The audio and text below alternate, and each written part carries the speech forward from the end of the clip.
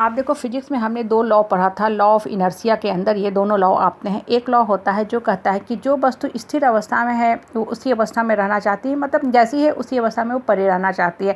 दूसरा लॉ क्या बताता है कि जो वस्तु गति की अवस्था में है वो गति की ही अवस्था में रहना चाहती है, मतलब अगर वो मोशन में है तो मोशन में ही रहना चाहती है, सिर्फ और सिर्फ चलते रहना चाहती है। देखो ये जो छोटी छोटी बातें ना हमें जीवन की कितनी बड़ी शिक्षा देती है। और देखो सबसे बड़ी जो बात है ना वो ये कि फिजिक्स के जितने भी लॉ होते हैं ना वो हमारे जीवन के ऊपर पूर्ण रूप से अप्लाई होते हैं। फिजिक्स के जो लॉ होते हैं सिर्फ हमें एपरेटस बनाने के लिए, टूल्स बनाने के लिए नहीं होते हैं।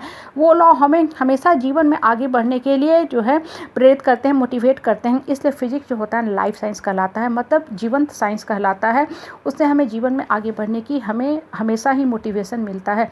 देखो आपके जीवन में परिस्थिति है, परेशानी है, दुख दर्द कष्ट कलेश संताप है, ये रहता ही रहता है और सबके जीवन में रहता है। लेकिन जो इंसान जीवन की समस्या से निकलना चाहता है ना वो इसका हल खोजता है, और जो इंसान नहीं निकलना चाहता वो एज इट इज उसी अवस्था में पड़ा रहता है। जैसे ये जो लॉ ऑफ इनर्शिया का प्रथम लॉ है, जैसी वस्तु है स्थिर अवस्था में है तो स्थिर में ही पड़ी रहती है। कहने का मतलब है कि अगर आप हल खोजोगे तभी आपको परिस्थिति का हल निकलेगा, नहीं तो होगा क्या कि आप एज इट इज पड़े हो, 2-4 और भी समस्या आपके जीवन में आते जाएंगे और आप क्या होगे अंदर से एकदम कुंठित होकर रोते घुटते रहोगे और आपका लाइफ जो है व्यस्त में नष्ट होता जाएगा, ख़त्म होता जाएगा, मीनिंगलेस होता जाएगा।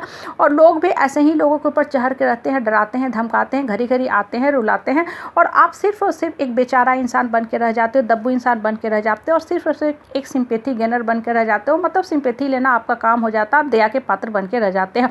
दूसरा लॉ के हिसाब से क्या होता है कि अगर आपके पास बहुत ज़्यादा दुख है, दर्द है, अगर आप माइंड को दोहराते हो ना तो आप खुद में फील करोगे कि आपको एक के बाद हर समस्या का हल मिलता जाएगा। और जितना ज़्यादा आप समस्या को सॉल्व करोगे ना आपका माइंड जो है ना तेज़ धार होने लगेगा। आप रिश्ते में देखो बहुत ज़्यादा कॉम्प्रोमाइज़ करते हो, झुकते हो, दबते हो तो क्या हो जाता है, आपकी मन की जो शक्ति होती है ना, माइंड जो होता है वो भी कुंठित होने लगता है और आप एक मजबूत इंसान से मजबूर बन के जीने के लिए मजबूर हो जाते हो। कहने का मतलब क्या होता है कि आप जीवन को एज इट इज छोड़ देते हो, अपने जीवन के कर्ता धर्ता खुद बनो, क्रिएटर डायरेक्टर खुद बनो, अपने लाइफ का आका खुद बनो। दूसरों को कभी भी चढ़ के मत अपने ऊपर रहने दो, नहीं तो होगा क्या कि आपके मन की शक्ति जो है ना ख़त्म होने लगी। आप माता का जागरण करते हो लेकिन ये जागरण जो है ना 9 दिन के लिए मत करो। 9 दिन तो आप पूजा पाठ, धर्म कर्म, रिचुअल सारा करते हो, उपवास व्रत करते हो, पाठ करते हो, आपको बहुत ही अच्छा फील होता है। लेकिन सिर्फ ये 9 ही दिन के लिए क्यों आप करते हो? क्योंकि 9 दिन जो है ना आप बहुत ही जागृत अवस्था में रहते हो, बहुत ही अपने आप को स्ट्रांग बना के रखते हो, बाकी दिन अपने जीवन को एज इट इज छोड़ देते हो। इसलिए फिर से आप वही ऑर्डिनरी मंडेन लाइफ जीना शुरू करते हो। अगर सही मामला में जागरण करना है तो 365 दिन अपने आत्मा को जागृत करके रखा करो। देखो जीवन में परिस्थिति और परेशानी है ना आपकी लाइफ में हमेशा चलते रहेगी, अनवरत रूप से ही चलते रहेगी, क्योंकि वो जो परिस्थिति है ना बेसिकली हमें उठाने के लिए आती है। लेकिन जब आप अपने जीवन को, लाइफ को छोड़ देते हो ना तो परिस्थिति और परेशानी क्या करती है, आपको और जकड़ने लगती है और आपको लाइफ जो है ना बिल्कुल ही बोझ लगने लगता है और आपको लगता है कि आपकी धरती पर जीने का कोई मकसद ही नहीं है, कोई प्रोटोकॉल, कोई स्ट्रैटेजी ही नहीं है। लेकिन जब आपकी आत्मा लाइव रहेगी, सशक्त रहेगी, स्ट्रांग रहेगी ना तो परिस्थिति भी आती है, आप खुद भी उठते हो और जो इंसान देखो खुद उठता है ना वही दूसरे को भी उठने में मदद कर पाता है।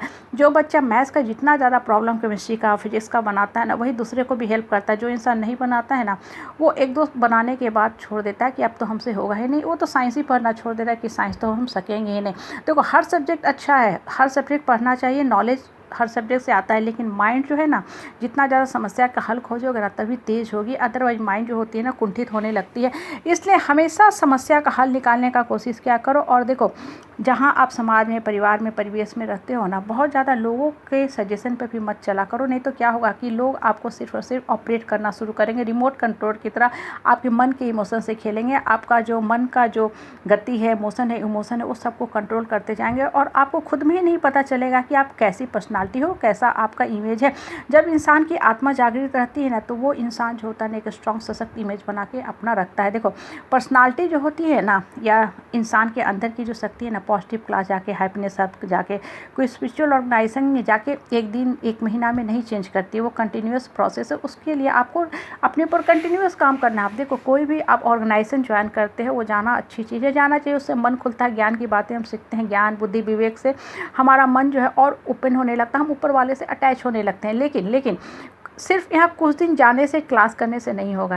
यहाँ इसके लिए आपको अपने मन को हमेशा जागृत करके रखना है, अपने मन के अंदर हमेशा सिर्फ और सिर्फ सकारात्मक बातें भर के रखना है। और माता का जो जागरण है 9 दिन न करके 365 दिन करना है, तभी आप एक स्ट्रॉन्ग रॉयल इमेज अपनी बना कर रख पाओगे।